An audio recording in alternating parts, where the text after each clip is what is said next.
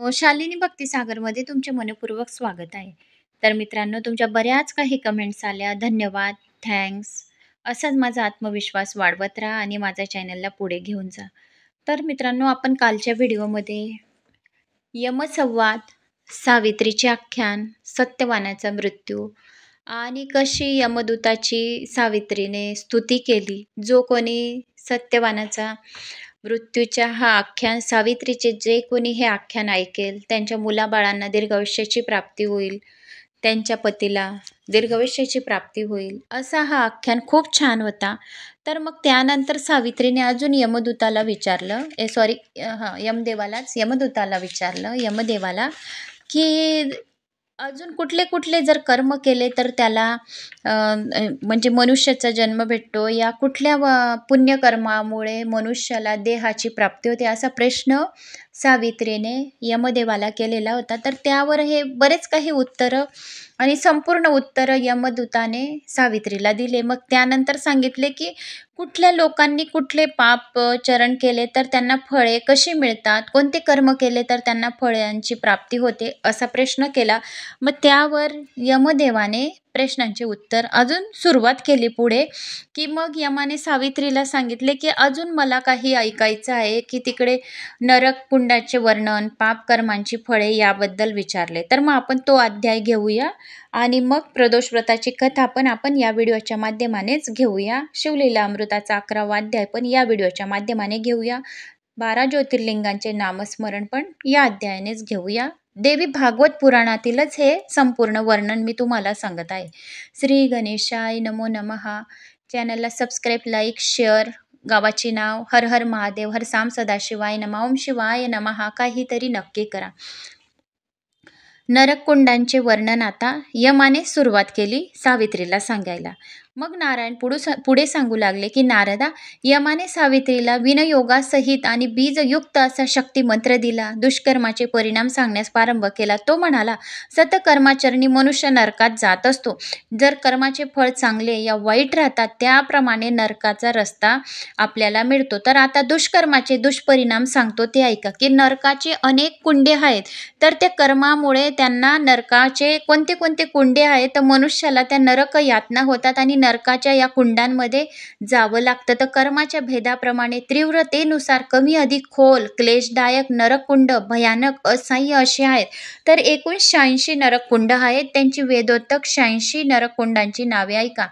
वनिकुंड, तप्तकुंड, क्षारकुंड, विटकुंड, मूत्रकुंड, श्लेमकुंड, गरकुंड, दुष्कुंड, वसाकुंड, शुक्रकुंड, रुधिरकुंड, कुत्सितकुंड, अश्रुकुंड, देहमलकुंड, कर्णमलकुंड, मजाकुंड, मांसकुंड, नक्रकुंड, लोमकुंड, केशकुंड, अस्थिकुंड, ताम्रकुंड, लोहकुंड, प्रतप्त लोहकुंड, चर्मकुंड, तपसासुराकुंड, तीक्ष्ण कटाकुटकुंड, विशोदककुंड, विषकुंड, तप्ततेलकुंड, कुर्मीकुंड, पुयकुडकुंड, सर्पाचे कुंड, कृतकुडकुंड, मटककुंड, दशकुंड, भीममकरकुंड, व्रजद्रष्टकुंड, वृश्चिककुंड, शरकुंड, शूलकुंड, खडगकुंड, गोलकुंड, नक्रकुंड, काकुडकुंड, मथानुकुंड, बीजकुंड, व्रजकुंड, तपाशीलकुंड, तीक्ष्णशिलाकुंड, लालाकूटकुंड, मसीकुंड, चूर्णकुंड, चक्रकूडकुंड, वक्रकुंड, कर्मकूडकुंड, ज्वालाकुंड, भस्मकुंड, दग्धकुंड, दप्तस्तुचेची असीपत्र,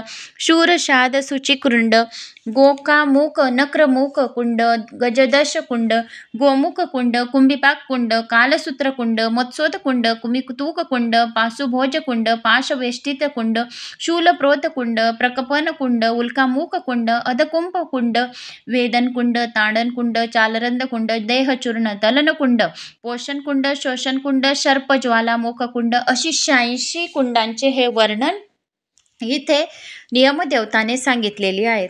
तर आज सोमप्रदोष असल्यामुळे आपण हे थोडेसे देवी भागवत पुराण ऐकूया, म्हणजे आपले सर्व पापांची जळून जे काही पाप झाले असतील आपल्याला अजानतेने, आपण होऊन तर करणार नाही, पण अजानतेने भूलचूकमुळे जर काही पापे झाली असतील तर ते आपले सर्व पापे जळून भस्म होतील. आज सोमप्रदोष सर्वात मोठा प्रदोष असल्यामुळे खूप महत्त्व वाढून गेले. संतान प्राप्ती आणि धनप्राप्तीसाठी हा महत्त्वाचा प्रदोष असतो. प्रदोष कालावर नक्की ऐका शिव महापुराणातील कथांच्या ह्या वर्णनांच्या, देवी भागवत पुराणातील कथांचे वर्णनांची थोडीशी माहिती घेऊया. मग हे 86 कुंड मी तुम्हाला आतापर्यंत सांगितले. मग सावित्री अशी ही कुंड फक्त पाप्यांसाठी राहतात. जे खूप भयंकर यातनादायक पापांसाठी ही 86 कुंड त्यांच्यासाठी राहतात. माझे दंड, पाश, शक्ती, गदा व तलवारी हाती धारण करणारे उग्र असे गण तेथे नेमलेले असतात. माझे गण ह्या नरककुंडाजवळच राहतात. तर या नरककुंडाजवळ कोणाला विद्वानाला जाण्याची परवानगी नाही. कारण की विद्वान लोक जर नरककुंडाकडे गेले आणि त्यांनी जर भस्म लावलेले राहते त्यांच्या कपाळी, त्या भस्माचे कण जर नरककुंडामध्ये पडले तर सर्व ते नरककुंडामधील लोक बाहेर येतात. म्हणून विद्वानाला परवानगी नाही राहत. ऋषी मुनी साधू संतांना जो आत्मा पवित्र राहतो त्याला नरककुंडाचे म्हणजे तिथे दूरवरपर्यंत सुद्धा घेऊन नाही जात.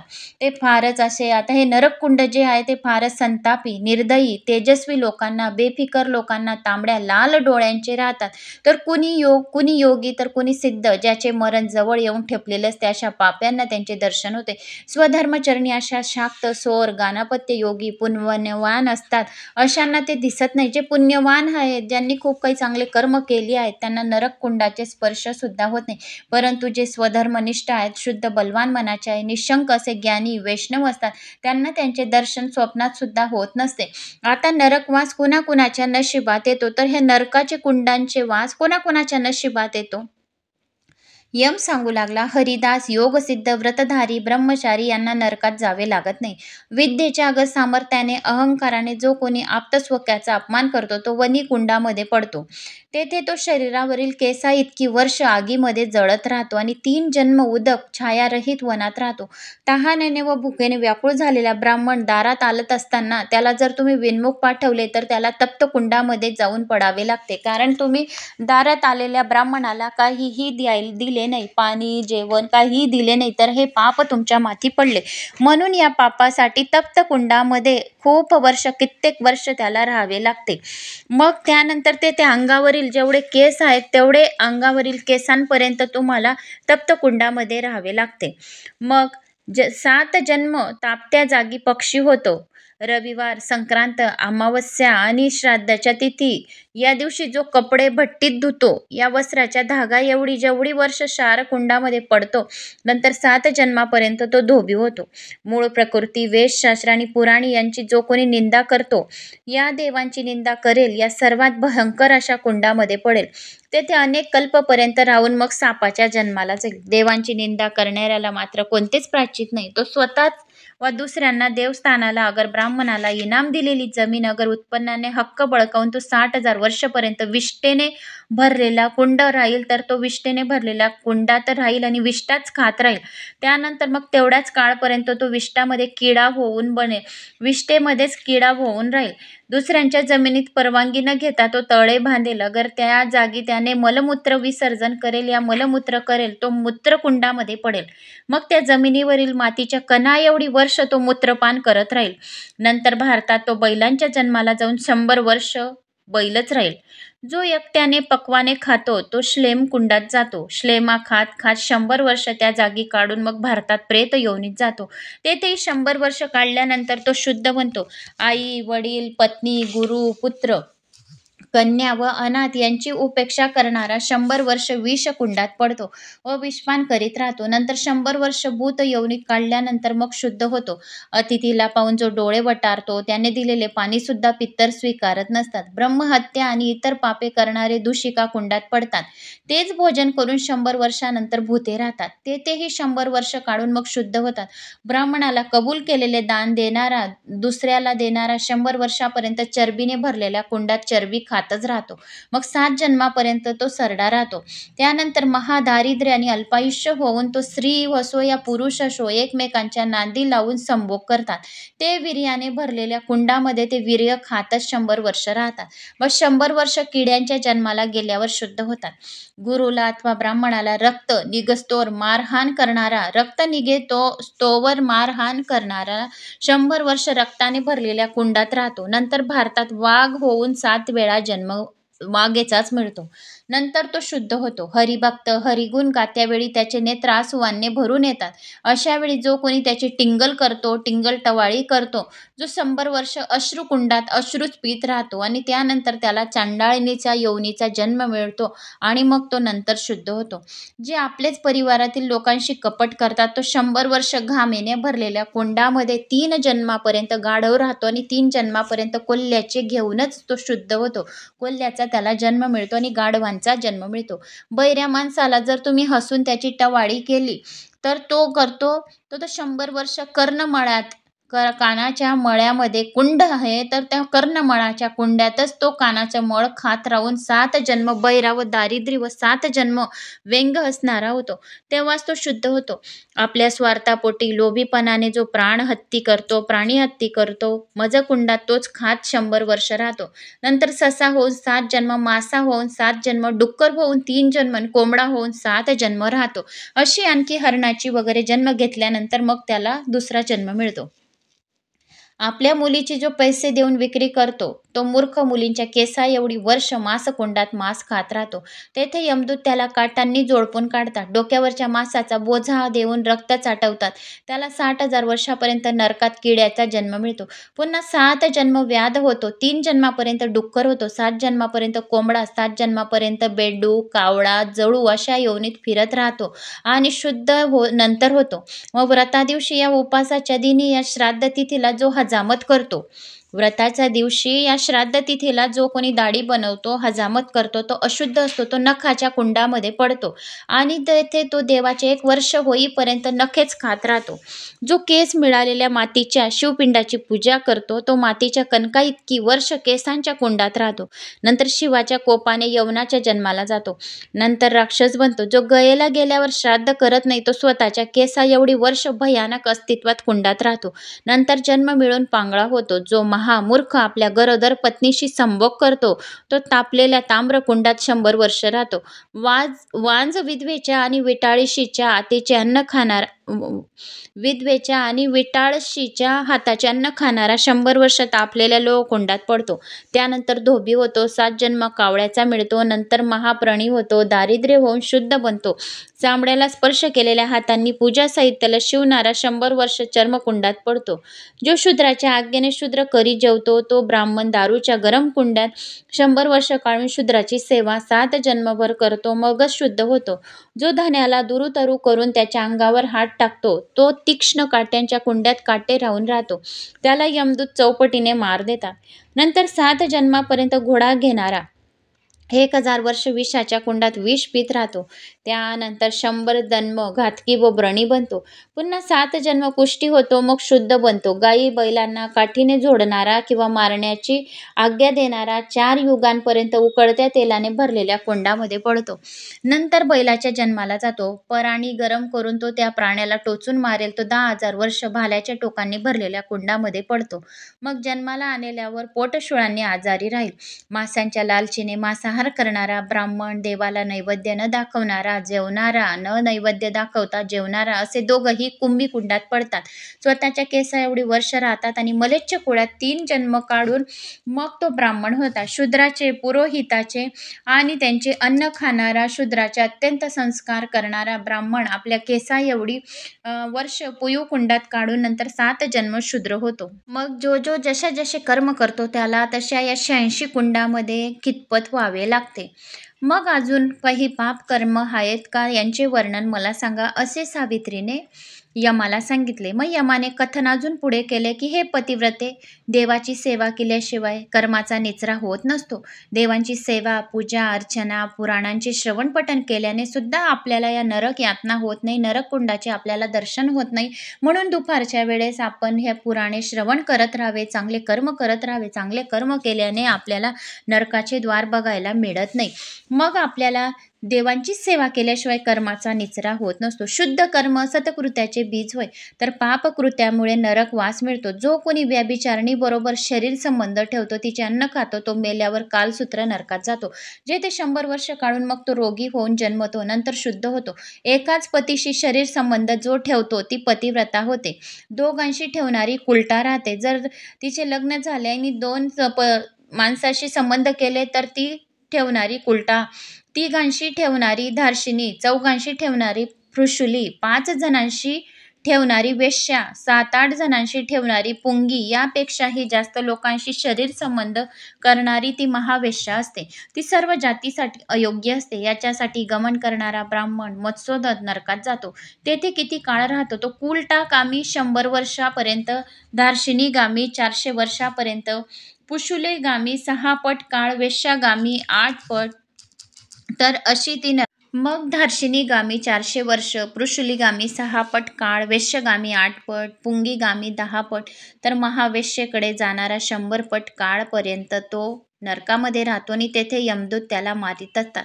नंतर कुलटागामी तितीर पक्षी बनतो, धार्शिनीगामी कावळा बनतो, पुशुलंगी कोकिळ बनते, वेश्यगामिनी लांडगा होतो, पुंगीमनी 7 जन्मापर्यंत डुक्कर राहतो, महावेश्यागमिनी शालमीचा वृक्ष होतो. चंद्र सूर्य यांच्या ग्रहण काळात अन्नसेवन करणारा अन्नकणा एवढं अरुदंत नरकात पडून राहतो. पोटशूळाचा रोगी होऊन जन्मतो. नंतर विवाह मात्र दुसऱ्याशी लावतो. तो धर्मकुंडात धूळ होऊन पडतो. कन्येचे द्रव्य लुबडणारा कुंडात 100 वर्ष पडतो. तेथे त्याला काट्यावर झोपून त्याला यमदूत मारित असतात. जो ब्राह्मण भक्तीने शिवलिंग पूजत नाही तो अधम शूलप्रोत नावाच्या नरकात सोळावर 100 वर्षापर्यंत राहून मग 7 जन्म पशु होतो. नंतर देवेल होतो. 7 जन्मानंतर पवित्र होतो. जो ब्राह्मणाची अडवणूक करतो किंवा ब्राह्मणाला धपटपशा दाखवतो अशा त्याच्या केसाइतकी वर्ष प्रकमन नावाच्या नरकात पडतो. उल्कापाषाण खाऊ घालतात या अंगावरील केसाइतकी वर्ष. तेथे यमदूताचा मार खाल्ल्यानंतर 7 जन्मा विधवा पाण्यात दूताचा मार खात 14 इंद्रा एवढा काळ राहतो. नंतर 1000 जन्म कावळी व 100 जन्म डुकराचा मिळतो. 100 जन्मात कोल्हा तेवढ्याच काळ कुत्रीचा मिळतो. पुन्हा कबुतरीचा जन्म मिळतो आणि 7 जन्म वानराचा जन्म मिळतो. नंतर भारतात चांडाळीन होऊन जन्मते आणि मग त्यानंतर धोबीन, नंतर क्षयरोगी, पुशिली होते, महाकुष्ठरोगी, तेलीन म्हणून जन्म घेऊन पापमुक्त होतात. तर अशा या जो जसे पापकर्म करतो त्याला तशा यांचे प्रायश्चित भोगावे लागते. आता वचनभंग करणाऱ्याच्या गती सांगतो. हाती तुळशीपत्र घेऊन खोटी शपथ घेणारा ज्वालामुखी नरकामध्ये पडतो. गंगाजल हाती घेऊन शपथ घेणारा आणि शाळीग्राम देवमूर्ती हाती धरून हातात घेऊन खोटी शपथ घेणारा खूप वर्ष, कित्येक काळ वर्षापर्यंत नरकात राहतो. ब्राह्मणाला अगर गाईला हात लावून खोटे बोलतो तोही तितकेच वर्ष नरकामध्ये पडतो. वचन देऊन न पाळणारा, देवळात खोटे बोलणारा, मित्रद्रोही, कृतज्ञ, विश्वासघाती, खोटी साक्ष देणारा 14 इंद्र एवढा काळ तेथेच राहून यमदूताचे मार खात 14 काळपर्यंत ते तेथेच इंद्रदेवताचे मार चाबुकाने खात राहतात. पुढे मग तुळस घेऊन खोटी शपथ घेतो तो 7 जन्मापर्यंत चांडाळीन होऊन पापमुक्त होतो. गंगा स्पर्श करून शपथ मोडतो. 5 जन्म मलेच्छा घेतल्यानंतर पापमुक्त होतो. शाळीग्राम व मूर्तीला हात लावून खोटे बोलणारा 7 जन्मापर्यंत किडा राहतो. तर असे त्याला ज्याच्या त्याच्या परिरीताने त्याला दुष्कर्माची फळे मिळतात. मग सावित्री म्हणते की हे मुख्य नरक सांगितले तुम्ही, आणखी पुष्कळ असे पापी व पापकर्माची फळे भोगत असतात, तर अजून मला ऐकण्याची इच्छा आहे. मग सावित्रीने प्रश्न केला की पुण्यवंत व पुण्यकर्माचे वर्णन काय आहे? मग सावित्रीने प्रश्न केला, यमराज, तू वेदतांचे मर्म जाणतोस तर मला नानाविधी पुराणे, इतिहास यांचे तात्पर्य सांग, जे जाणल्यामुळे नरकवासाचे महादुःख भोगावे लागणार नाही, ज्याच्याने आम्हाला नरक यातना होणार नाही असे काही आम्हाला सांग. मग उलट जन्म मरण्याच्या फेऱ्यातून आम्ही निघू, त्यामुळे आम्हाला नरक यातनाचे भय राहणार नाही, कर्मबीज नष्ट होईल, माणसाचे सर्व प्रकारचे कल्याण होईल असे काही आम्हाला रहस्य उलगडून सांगा. ही नरककुंडे कोणत्या आकाराची आहे? तेथे पापी कोणत्या रूपात जातो? हा देह भस्म झाल्यानंतर प्राणी देहातून बाहेर जाऊन दुसऱ्या लोकात कसा जातो?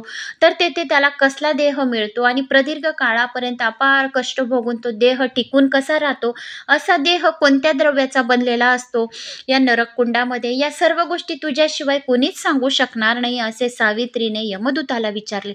सावित्रीचे प्रश्न ऐकल्यावर धर्मराजाने क्षणभर श्रीहरीचे स्मरण केले.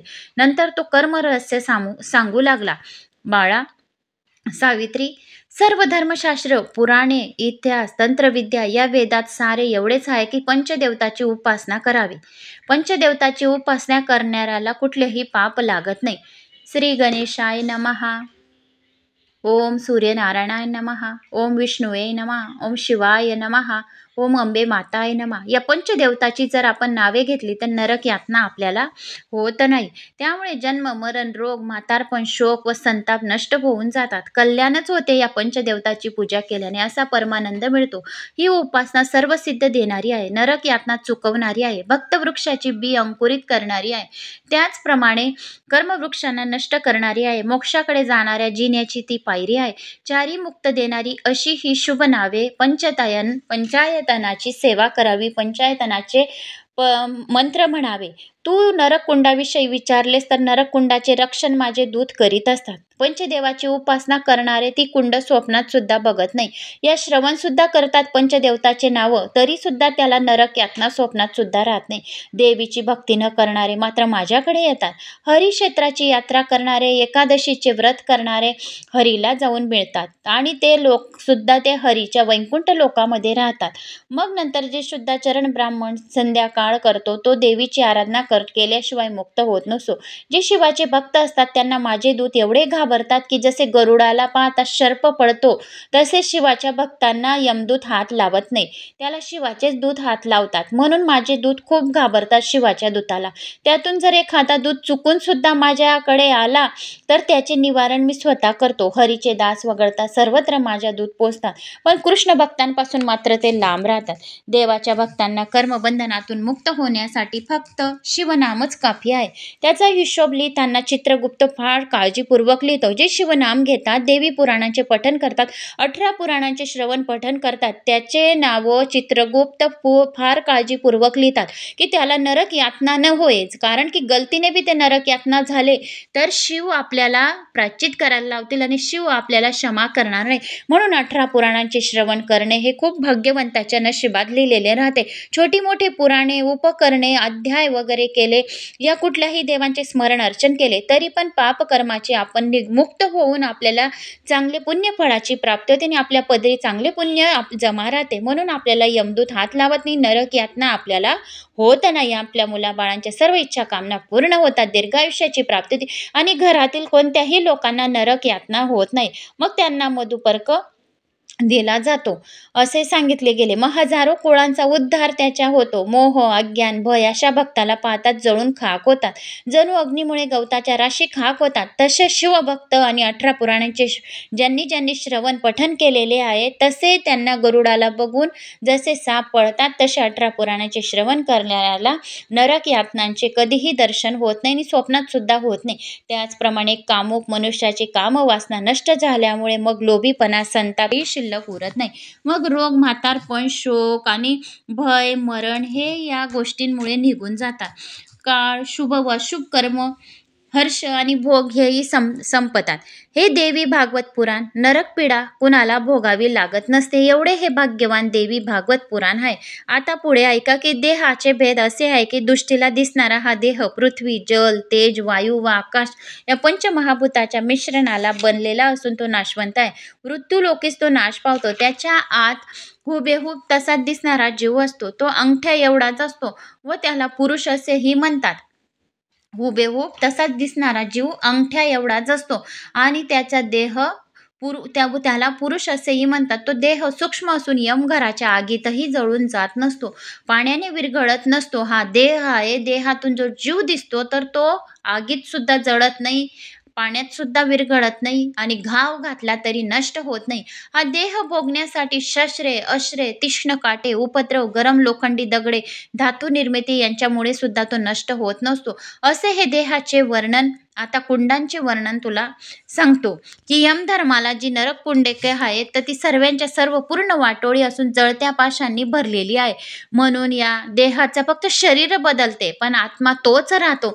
हर वेळेस यमदूत यातना करतात पण यातना भोगताना शरीर बदलते, फक्त शरीर बदलते पण आत्मा तोच राहतो. म्हणून आपल्याला चांगले केलेल्याची कर्माची फळं चांगले आणि वाईट केलेल्याची कर्माची फळे वाईट असे मिळतात. तर असे हे नरककुंडाचे आणि पुण्यवंतांचे याच्यात वर्णन केलेले आहे. यमदूत आणि सावित्रीने अशा या वर्णनांचे जे काही होतं तुम्हाला कुंडांचे वर्णनांचे अध्याय तर मी ते तुम्हाला सांगितले. तर मला अशी आशा आहे की तुम्हाला हे देवी भागवत पुराणातील अध्यायांचे वर्णन आवडल्यास लाईक, चॅनलला सबस्क्राईब नक्की करा.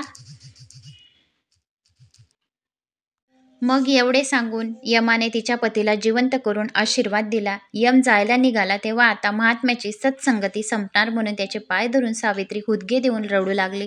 यमाचेही डोळे भरून आले. तो तिला म्हणाला, या पावन भारतभूमीत 1,00,000 वर्ष सुख भोगून तू देवीच्या लोकी जाशील. तू घरी गेल्यानंतर सावित्री व्रत कर. त्याची मर्यादा 14 वर्षाची आहे. स्त्रियांना मोक्ष देणारे ते व्रत आहे. ज्येष्ठ शुद्ध 14 या दिवशी ते व्रत करावे. भाद्रपद शुद्ध 8व्या दिवशी महालक्ष्मी व्रत करत जा. असे 16 वर्ष केले तर तू स्त्री प्रभुपदी जाशील. प्रत्येक मंगळवारी किंवा दर महिन्यातील शुक्ल षष्टीला व्रत केले तर मंगलदायक असे असते. आषाढातील षष्टी मनोरथ सिद्ध करणारी असते. कार्तिक पौर्णिमेला कृष्णाला आवडणाऱ्या राधेचे व्रत करावे. तर शुक्ल अष्टमीला दुर्गा व्रत करत जा. दर महिन्याला केल्यास उत्तम गतीची प्राप्ती होते. दुर्गा हा विष्णू माया असून घोर संकटाचा नाश करते. जी पती पुत्र असणारी सुवासिनी मूर्तीची अगर यंत्राची पूजा करेल या जन्मात सुखी होऊन अंतिम मोक्ष प्राप्त करेल. या परमेश्वराची सर्वपेक्षा सर्वश्रेष्ठ असे काहीच नाही. असे बोलून यम निघून गेला व सावित्री पतीसह आश्रमात आली.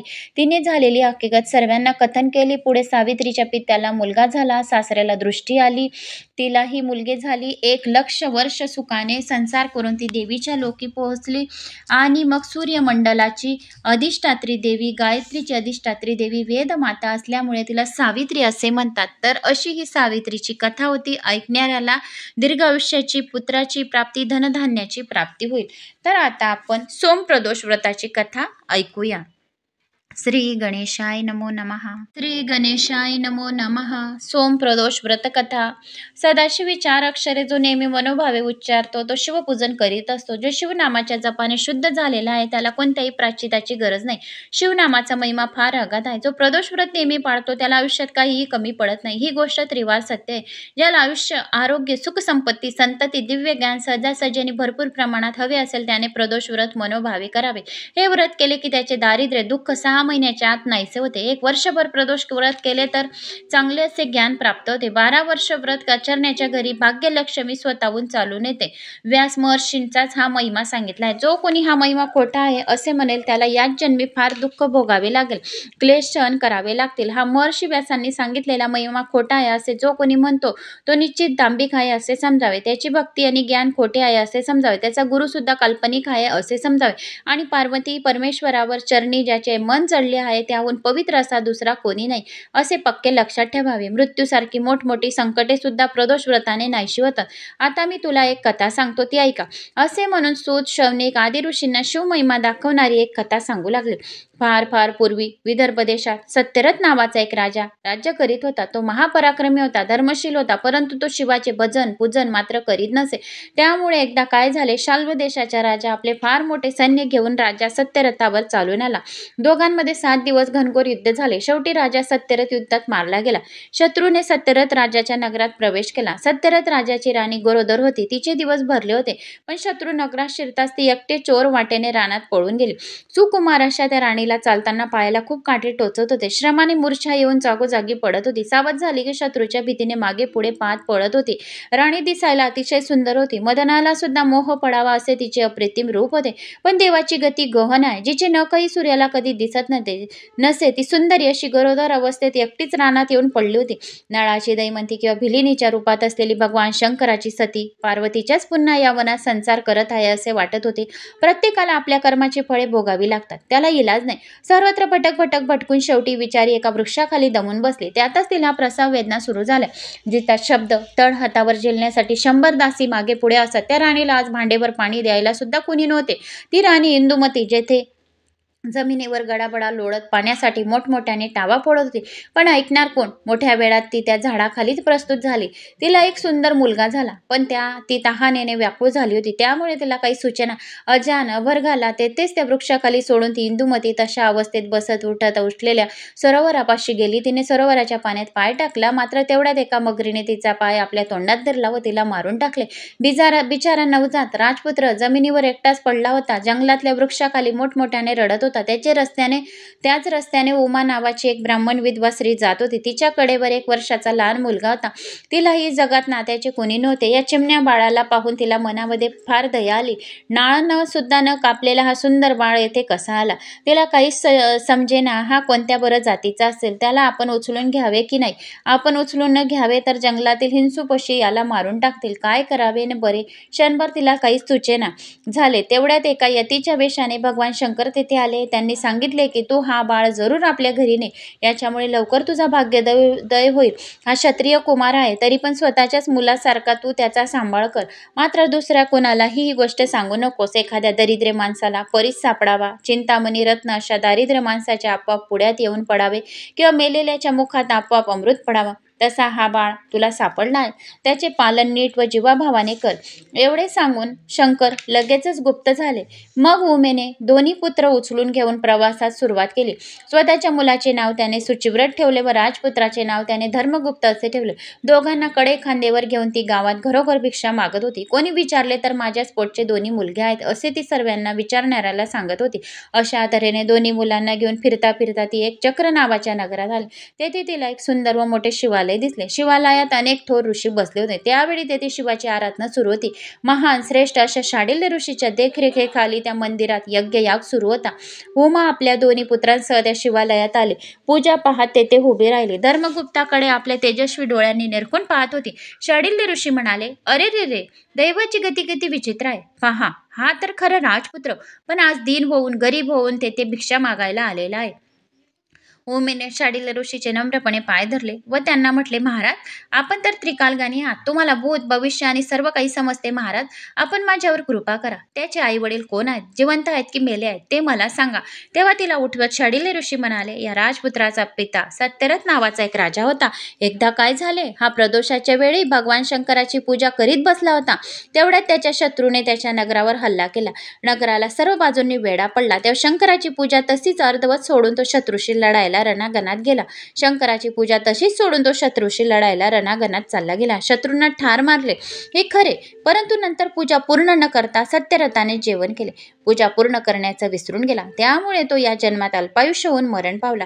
म्हणून कोणीही चालू असलेली भगवान शंकराची पूजा सोडून जाऊ नये. त्याच्या आईने सुद्धा कपटीने आपल्या सवतीचा प्राण घेतला.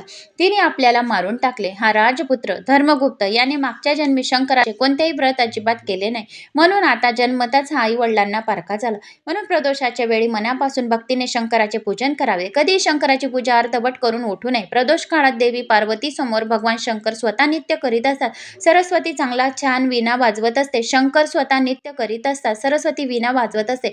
पुरोहित सुस्वरी बासुरी वाजवत असतात. लक्ष्मी छानसा ताल देत असते आणि भार्गवी मधुर आलाप करत असतात. शिवाचा परम मित्र जो यक्षपती तो हात जोडून समोर उभा असतो. सगळेचे सगळे यक्ष गण गंधर्व किन्नर देव तेथे सभोवती उभे राहून शंकराचे नित्य पाहत असतात.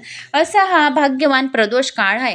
प्रदोष काळात शिवाने विष प्राशन केलेले होते. समुद्र मंथनमधून 14 रत्न निघाले. त्या 14 रत्नांमधून हलाहल विष निघाले आणि सर्व देवांनी आणि दानवांनी भगवान शंकराला आराधना केली आणि हलाहल विष प्यायला सांगितले. तर हा हलाहल विष ज्या वेळेस समुद्र मंथनातून निघाले तर ते भगवान शंकराने प्राशन केले आणि त्यांचा कंठ निळा झाला. तर हा भाग्यवान त्यावेळेस प्रदोष कालच होता. ज्या वेळेस भगवान शिवाने विष प्राशन केले तेव्हा प्रदोष काल होता.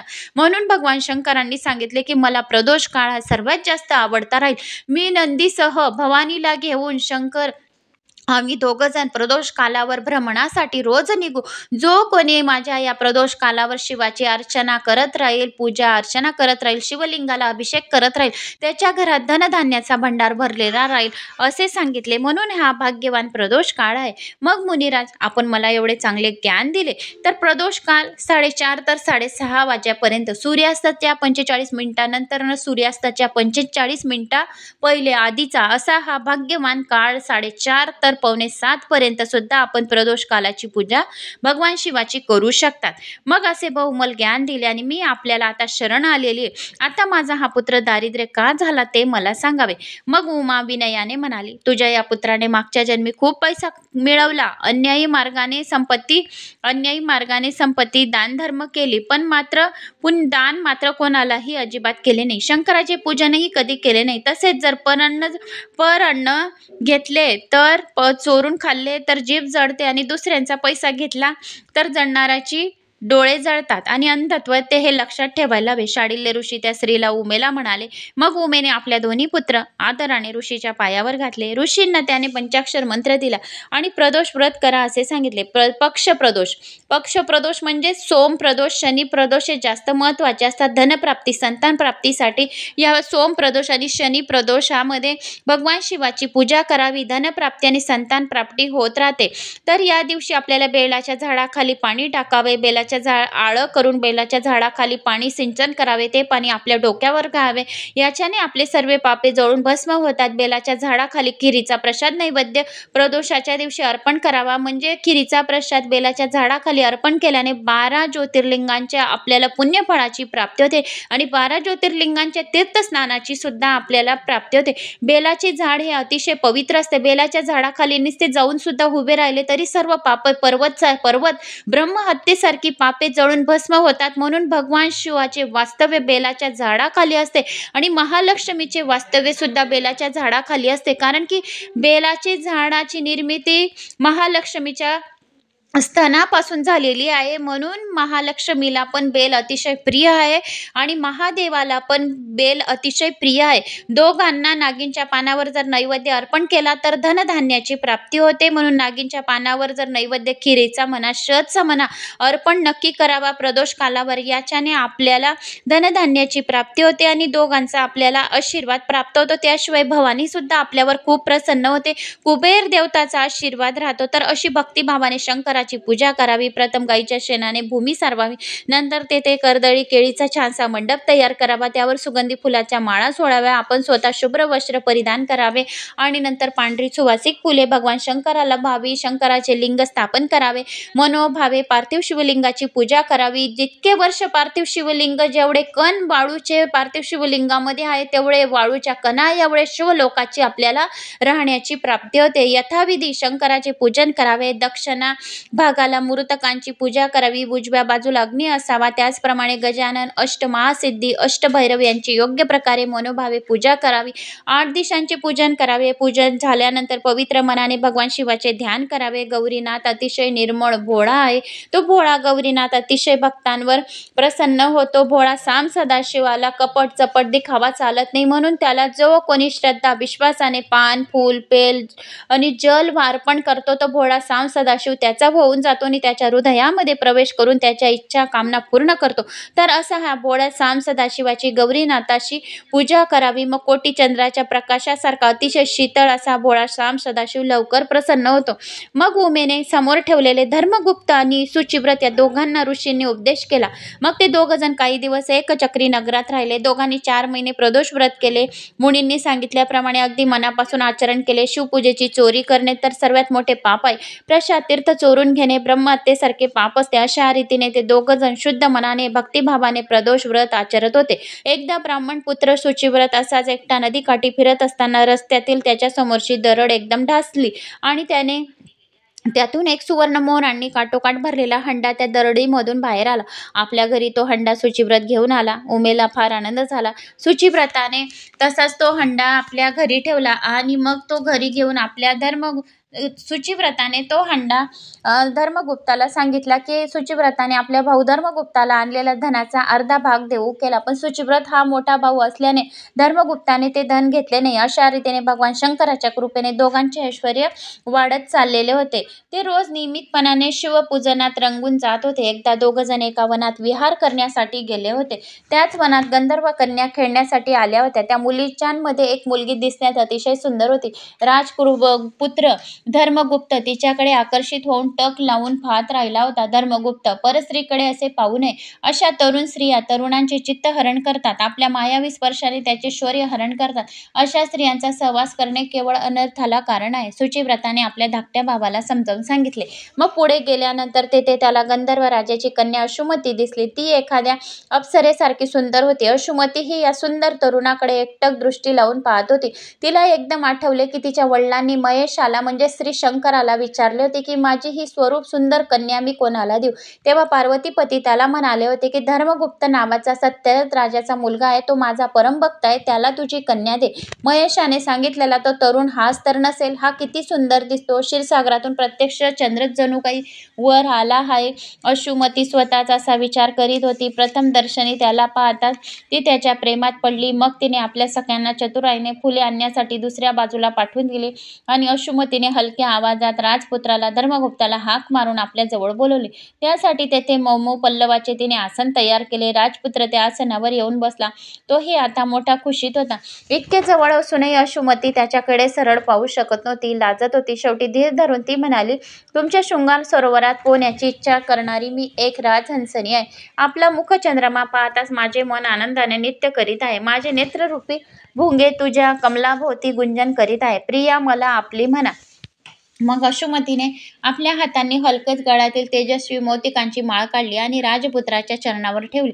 तेव्हा धर्मगुप्त म्हणाला, हे सुंदर युवती, मला आई वडील नाहीत. माझ्या वडिलांना ठार मारून माझे राज्य शत्रूने घेतले आहे. मी दारिद्र्य आहे. तुझ्या पित्याला मी पसंत पडणार नाही आणि आपण माझ्यावर विश्वास ठेवा. आपण 3 दिवसांनी या स्थळी आपल्या दोघांच्या लग्नासाठी यावे.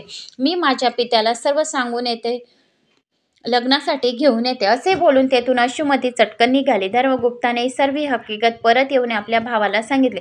शांडिल्य ऋषीचा कृपेचा हा प्रसाद आहे, त्याच्या चटकन लक्षात आला. अशा प्रकारे गुरुचरणावर ज्याची श्रद्धा राहते त्याला काहीच कमी पडत नाही. अगदी मृत्यूपासूनही गुरु त्याचे रक्षण करतो. दोघा भावांनी ही सर्व हकीकत आपल्या घरी येऊन आपल्या आईलाही सांगितली. गंधर्व कन्या अश्रुमतीने सांगितल्याप्रमाणे तिसऱ्या दिवशी दोघंही पुन्हा त्या वनात गेले आणि गंधर्व राजा सहपरिवार लग्नाचे साहित्य पाहत होता. ते दोघे येतात सर्व गुण संपन्न असा सुंदर जावई पाहून गंधर्व राजा अतिशय खुश झाला. नंतर त्याने त्यांना आणण्यासाठी पालखी सामोरी पाठवून धर्मगुप्ताच्या आईला उमेला लगेच तेथे बोलावून घेतले आणि मग 4 दिवस मोठ्या थाटात, धूमधडाक्यात आणि आनंदात विवाह समारंभ साजरा झाला. स्वर्गातील वस्त्रे आणि दागदागिने त्यांनी सन्मानाने विणीला अर्पण केले. 1,00,000 रथ, 10,000 हत्ती, 1,00,000 सुंदर घोडे, 1,00,000 दासदासी, रत्नांचे भांडार, स्वर्गीय धनुष्याचे बाण त्यांनी जेवायला अर्पण केले. अतिशय मोठी चतुरंग सेना आणि पराक्रमी सेनापतीही त्याच्याबरोबर दिल्या.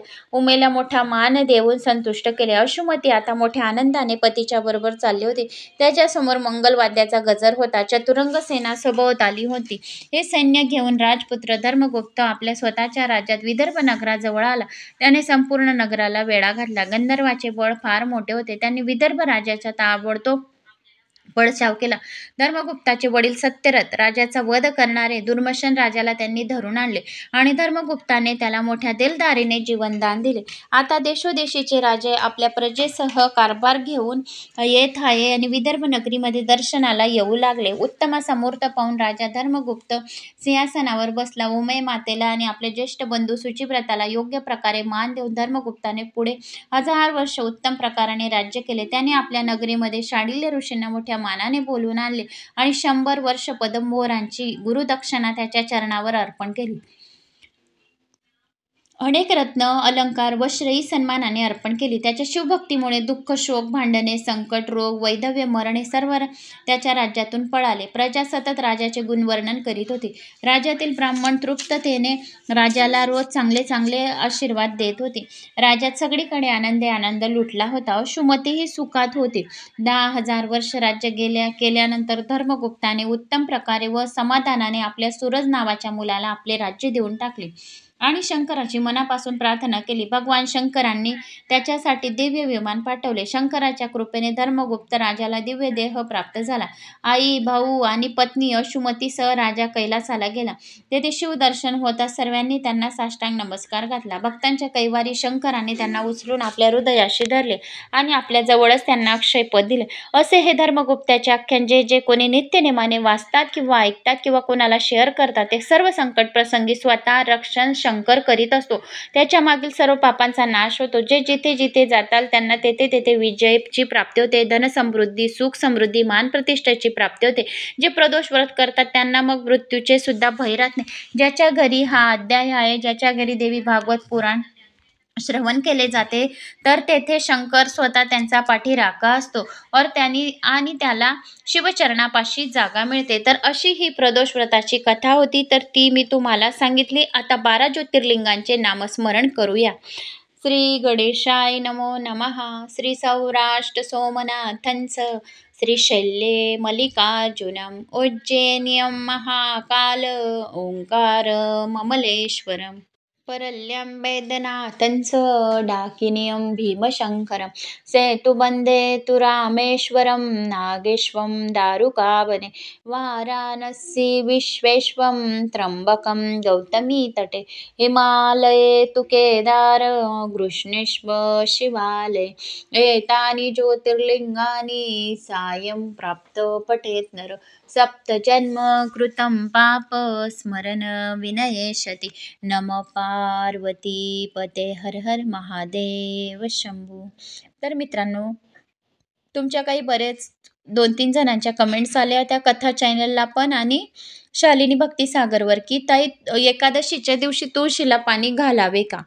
तर एकादशीच्या दिवशी तुळशीला पाणी कोणीही कधीही घालू नये, कारण की तुळशी माता विष्णू भगवानांसाठी त्यांनी निर्जला व्रत ठेवलेलं असतं. आपण तरी काहीतरी खातो, पाणी पितो, फलाहार घेतो, पण तुळशीने भगवान विष्णूसाठी निर्जला व्रत ठेवलेलं राहतं, तर पाणीसुद्धा घेत नाही तुलसी माता. म्हणून एकादशीच्या दिवशी पाणी तुळशीला घालू नये. अजून एक कमेंट होती की ताई तुलसीच्या माळेमध्ये जर रुद्राक्ष राहिला तर चालेल का. हो चालेल, का नाही चालणार, कारण की तिघांचे भगवान विष्णू, ब्रह्मदेव आणि महेश हे तिघांचे एकच रूप आहे. तर आपण तुळशीची माळा ही भगवान विष्णूला, रामाला, कृष्णाला अतिशय प्रिय आहे. आणि भगवान शिवाला तर जो कोणी भगवान शिवलिंगासमोर जर आपण ओम नमो भगवते वासुदेवाय नमः या मंत्राचा भी जप केला शिवलिंगाला पाणी घालता घालता या शिव मंदिरात, तर भगवान शिव तर अतिप्रसन्न होतात. तर तुळशीच्या माळेत रुद्राक्ष राहिला तर अतिउत्तम. तर भगवान शिव आणि त्यासोबत भगवान विष्णूंचा दोघांना तुम्हाला आशीर्वाद प्राप्त होईल. तर तुम्ही तुळशीच्या माळेमध्ये रुद्राक्ष घालू शकतात. तर स्त्रिया वगैरे रुद्राक्ष घालू शकतात का, तर बिलकुल घालू शकतात. सर्वजण रुद्राक्ष घालू शकतात. साक्षात शिवाचा आपल्याला आशीर्वाद राहतो. तर मित्रांनो, व्हिडिओ आवडल्यास, देवी भागवत पुराण आवडल्यास, प्रदोषव्रताची कथा आवडल्यास लाईक, शेअर, सबस्क्राईब, कमेंट्स करायला विसरू नका. आणि शेअर करा आपल्या व्हॉट्सॲप ग्रुपला, कारण की आपण शेअर करू तर आपल्याला ह्या नरक यातनांसारखे असे मोठे मोठे 86 कुंडांचे आपल्याला दर्शन स्वप्नात सुद्धा होणार नाही. ज्यांनी खूप लोकांनी पुराण ऐकले, खूप जणांच्या कमेंट्स आल्या, तर आपल्याला स्वप्नात सुद्धा यमदूत हात लावणार नाही, एवढी 100% गॅरंटी. आपल्याला शिवाचे दूत, आपल्याला विष्णूचे दूत, आपल्याला गणेशचे दूत, आपल्याला देवीचे दूत हात लावतील. आपण पार्थिव शिवलिंग बनवतो, तर जेवढे पार्थिव शिवलिंगामध्ये मातीचे कण आहे तितके आपल्याला शिवलोकाची प्राप्ती होणार आहे. तर आपण आज सोमप्रदोष असल्यामुळे सर्वांनी पार्थिव शिवलिंगाचे पूजन अर्चन करून, बेल नसणार तर 108 तांदूळ तुम्ही अर्पण करून ओम नमः शिवाय या मंत्राचा जप करू शकता. जय श्री महाकाल.